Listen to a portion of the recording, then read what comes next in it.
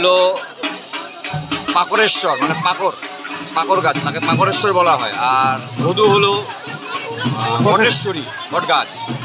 মানব কল্যাণের জন্যই নিজের বিশ্বাসের কারণে এটা করা হয়েছে। কারণ বট বৃক্ষের উপরও পৃথিবীতে কোনো গাছ নেই, সবচেয়ে বয়স্ক বেশি গাছ থাকলে বট পাকড়ই আছে। আর আমাদের মনের আশা ছিল ধুমধামে আমরা তাদের বিয়ে দেবো, কারণ গাছটা যেহেতু আমি গাড়ছি, আমাদের ধর্ম আচার মেনে পুস্তক দেখে যে রীতিনীতি যেভাবে আপনারা দেখতেন সবই যা যা লাগে সে অনুপাতেই করতে। সমস্ত পৃথিবী বৃক্ষময় পরিপূর্ণ থাকে এই বিশ্বাসে আমরা সনাতন নিয়ম অনুযায়ী এই পদ্ধতিতে এই বটবৃক্ষে বিবাহ দিতেছি।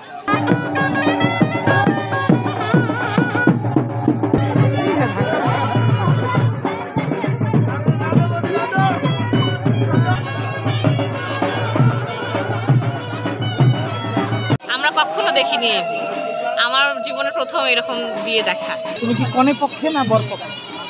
আমি উভয় পক্ষেই, তবে আমাকে কনে পক্ষটাই বেশি ভালো লাগে।